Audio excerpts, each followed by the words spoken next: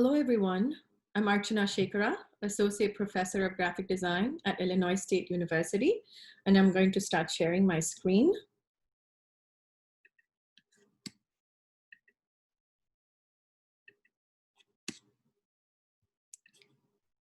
Here you go.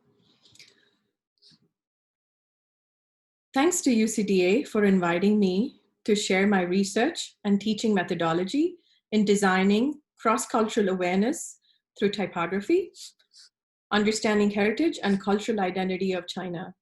Before I start to talk about the Designing Authenticity Shanghai Normal project and my teaching methodology, I would like to share some background about myself and my experimentation in finding innovative methods of teaching design. Graphic design is a human-centered, service-oriented profession where designers have a greater responsibility to be culturally aware, understand diversity, inclusion, and social constructs to create designs that are authentic and not just pretty pictures promoting clients' campaigns. It's imperative that art and design education adopts new methodologies to address cross-cultural learning since we live in a global society. Design is a philosophy of life in which designers have to empathize with and respect the diverse communities of people we serve. I have been teaching for 11 years at Illinois State University. Prior to teaching, I have worked in several design studios as an art director and graphic designer, creating projects for diverse clients. I've experienced that many clients are interested in showcasing ethnic diversity in their company's print and digital materials to be inclusive of a diverse ethnic population.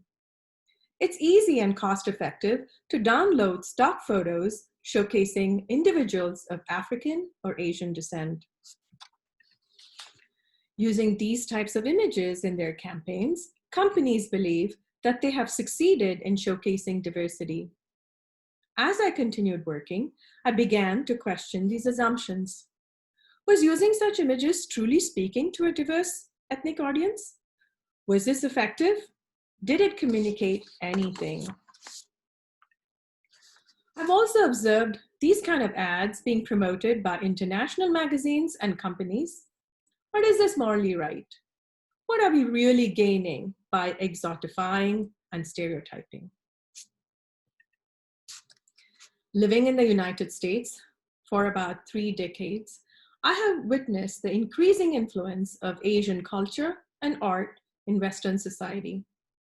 Its social culture is being influenced by the Eastern way of life in terms of food, home design, and decor, and the Eastern practice of wellness as in Tai Chi, yoga, and meditation.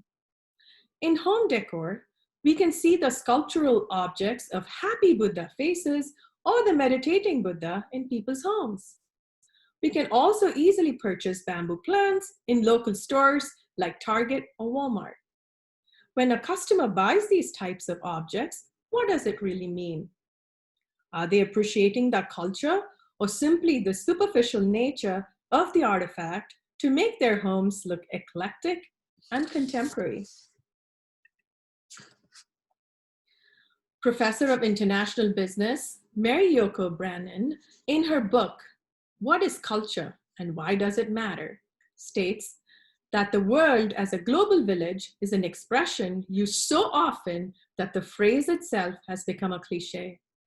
Most of us take for granted much of the outcome of globalization.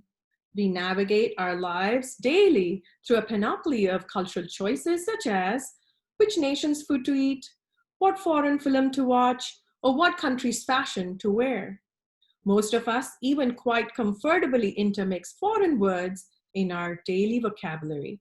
Like when we say something analogous to, it's a Zen sort of a thing. We do not pause and think that food, films, clothes, or words might have a deeper meaning in its original culture. Since we have adopted these things and activities in our daily lives, we take them for granted and do not question knowing the original meaning. I've been conducting research in cultural identity and design for the past 13 years, and I've been a design educator at Illinois State since 11 years. The university has embraced learning and scholarship, diversity and inclusion, respect, collaboration, individualized attention, civic engagement, and integrity as its core values.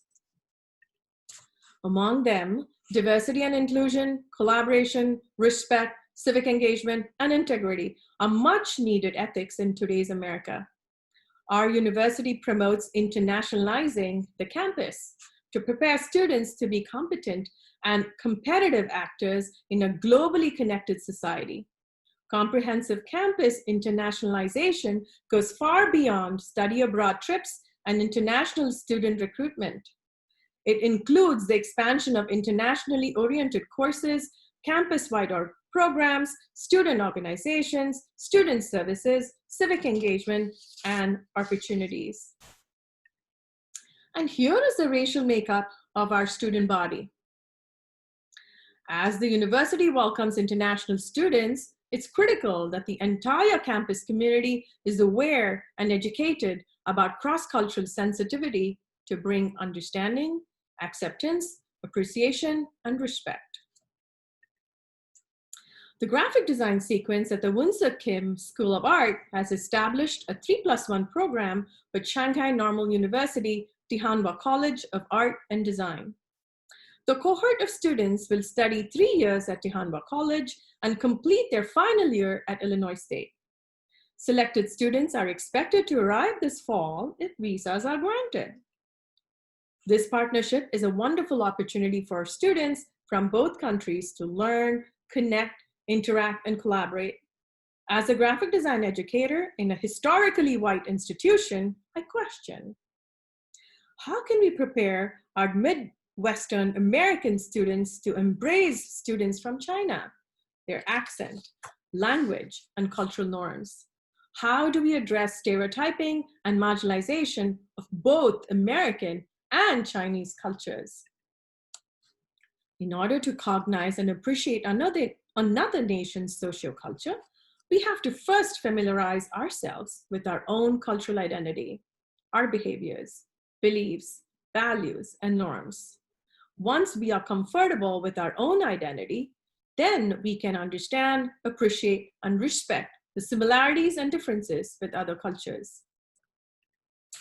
I had the privilege to teach typography course at Tianhua College in Shanghai last summer.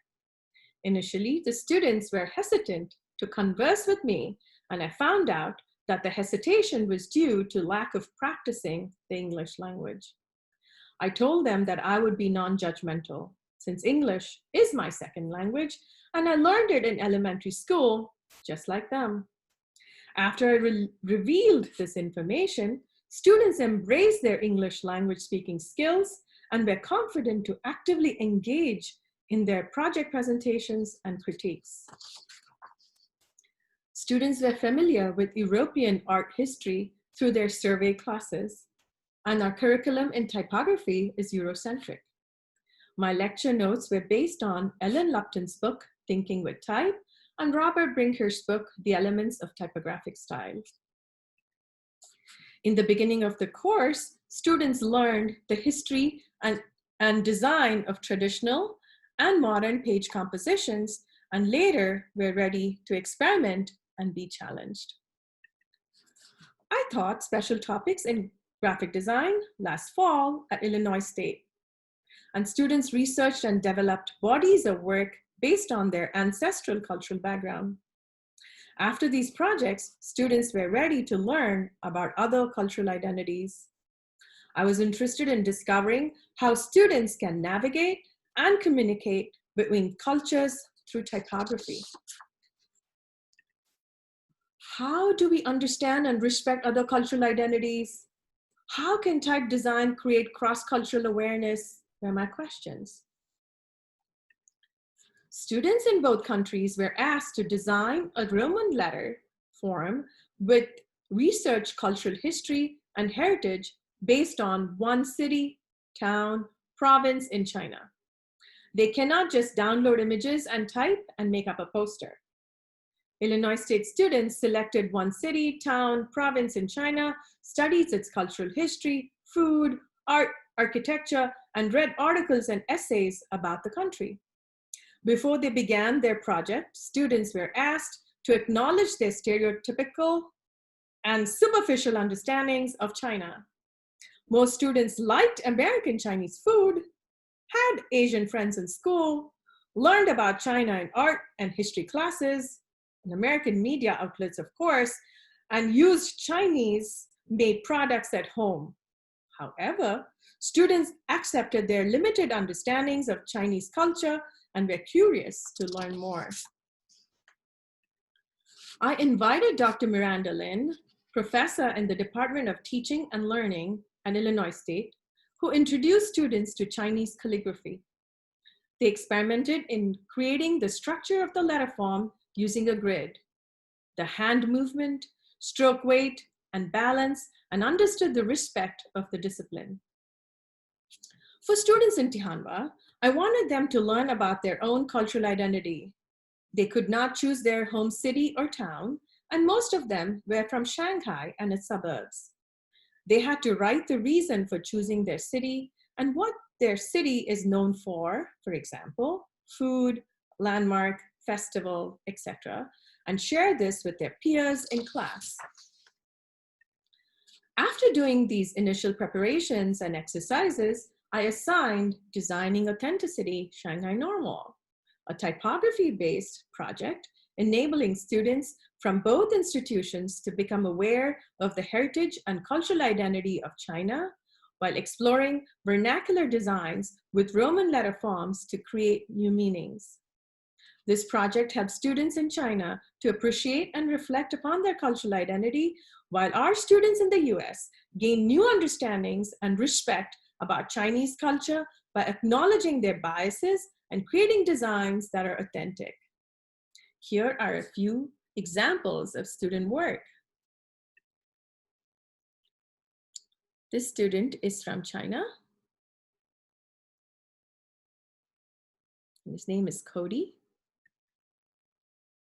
And then this student's name is Richard, again from China. And then this student is also from China. This is ISU student work. The ISU student work. This is ISU student work as well. Students also chose one significant element or aspect from their chosen city to create the entire alphabets. This is Julia and Rachel Poland, both ISU students. Remington and Lewis, again, ISU students. Richard and Janet from China. Then again, from China, Miller and Vivi. And students also designed their alphabets and did a GIF. It was fun to do this.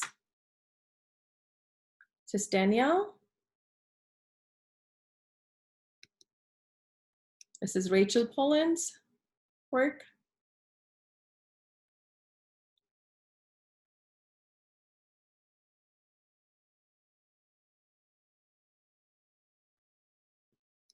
This is Julia's work.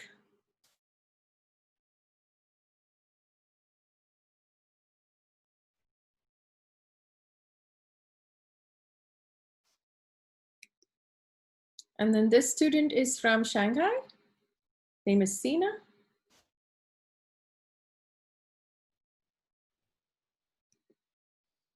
And this student's name is Smile.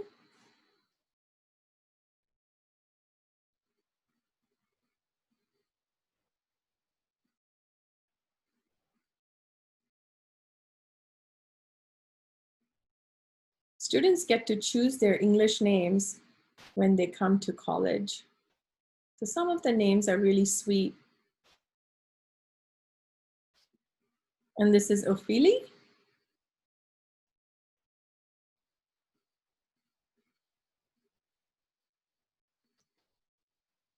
And this is Vivi's.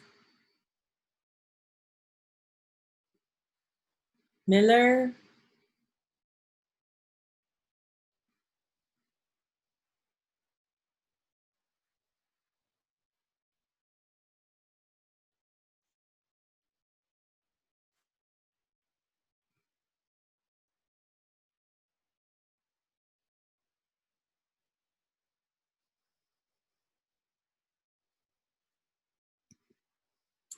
I'd like to share the learning outcomes for this project. So I'll start with ISU. So one student said, through this project, I learned that just because we only hear of China as a whole place, we tend to lose the differences and uniqueness the individual cities hold within each other. And because of this, we begin to group it all as one and thus continue stereotyping. I thought this was very powerful. The second student says, the best learning point in this project was realizing how blind I was to culturally insensitive content.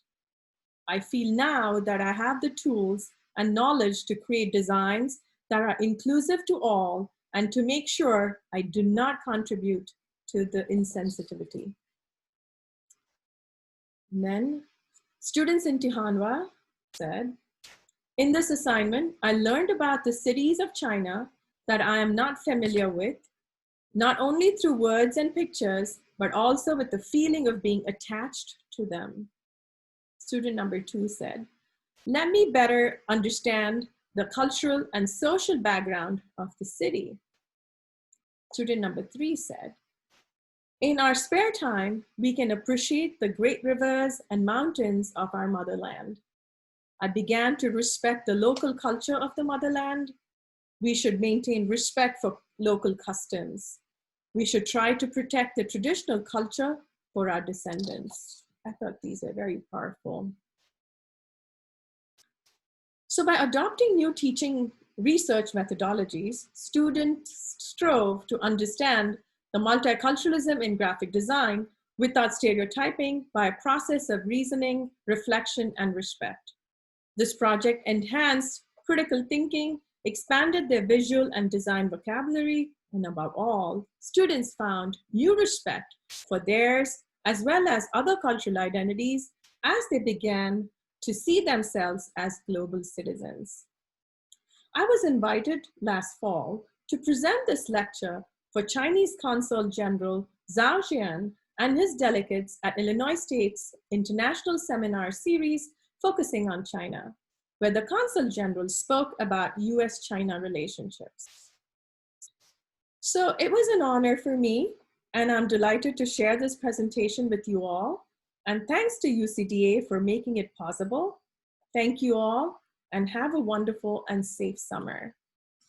Thank you.